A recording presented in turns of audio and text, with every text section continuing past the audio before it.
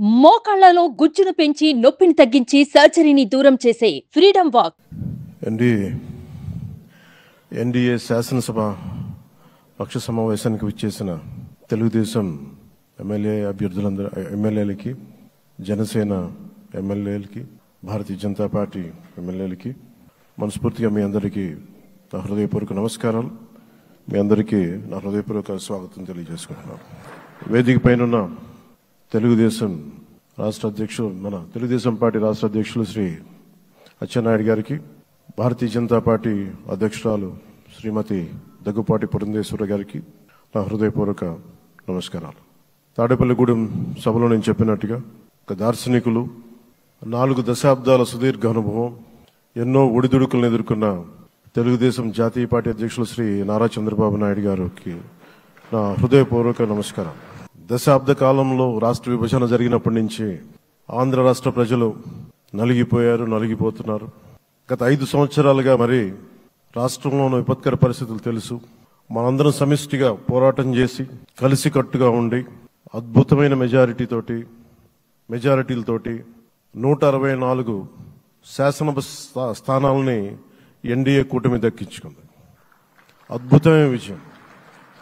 21 parliament సభ్యుల్ని మన central హాల్లో కూడా మాట్లాడుతూ ఉంటే అందరికీ ఆంధ్రప్రదేశ్ విజయం, తెలుగుదేశం, జనసేన, భారతీయ జనతా పార్టీతో కూడిన ఎన్డీఏ కూటమి విజయం దేశం మొత్తం చాలా ఒక స్ఫూర్తినిచ్చింది. ప్రతి ఒక్కరి విజయాన్ని వారి వారి రాష్ట్రాల్లో ఎలా దీన్ని ముందుకు తీసుకెళ్లాలి, ఒక్క ఓటు చీలకుండా అలయన్స్ అంటే ఎలా ఉండాలి అనేది మన ఆంధ్ర ప్రాంత ప్రజలు, మన ఆంధ్ర రాష్ట్ర ప్రజలు మనందరం కలిసి కట్టుగా చూపించాం. 2021 మార్చి 14 ఇప్పటం సభలో నేను ఒకటే తెలియజేసుకున్నాను, ఆ ప్రభుత్వ వ్యతిరేక ఓటుని చీలనివ్వను. ఆ మాట మీద ఉన్నాం, ఆ మాట మీద నిలబడ్డాం. ఒడిదుడుకులు ఎదుర్కొన్నాం, తగ్గాం, కానీ నిలబడ్డాం. ప్రజల నమ్మకాన్ని పెంచాం. అద్భుతమైన మెజారిటీతో ఈ రోజున మనం ప్రభుత్వాన్ని స్థాపిస్తున్నాం. చాలా మాటలు ఇచ్చాం. పొద్దున కూడా జనసేన లెజిస్లేటివ్ పార్టీ మీటింగ్లో నాయకుడిగా ఎన్నుకున్న సందర్భంలో మాట్లాడుతూ మనం చాలా మాటలు ఇచ్చాం.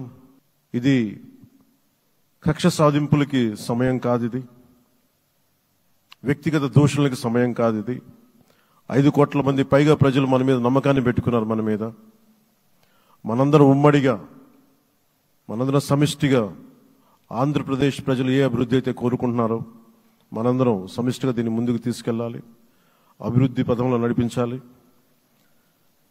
విద్య, వైద్యం, ఉపాధి, సాగునీరు, తాగునీరు, లా అండ్ ఆర్డర్, ఇవన్నీ చెప్పొచ్చాం. మనం బలంగా నిలబడతామని. అలాగే మేనిఫెస్టోలో, ఉమ్మడి మేనిఫెస్టోలో చాలా మాటలు ఇచ్చాం. వాటన్నిటినీ బాధ్యతగా ముందుకు తీసుకెళ్లాల్సిన అవసరం ఉంది. ఇలాంటి ఛాలెంజింగ్ టైమ్స్లో ఒక సుదీర్ఘమైన అనుభవం ఉన్న నాయకులు కావాలి. 4 దశాబ్దాల అనుభవం, అభివృద్ధి మీద అపారమైన అవగాహన, పెట్టుబడులను తెచ్చే సమర్థత, ప్రతిభ,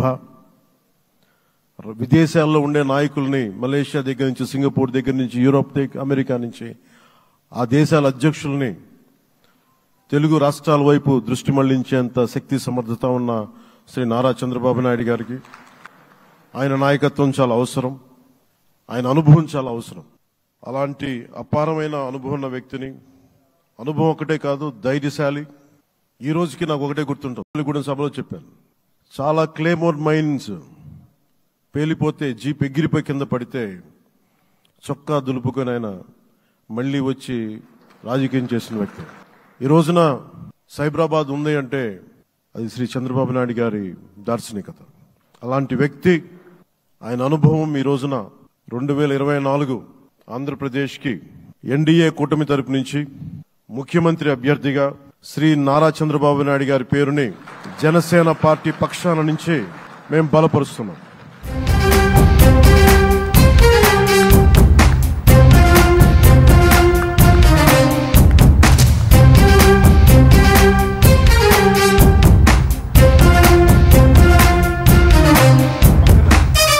నేను ఆయన పక్కన పెట్టుకుని చెప్పాలి, ఆయన నలిగిపోయారు.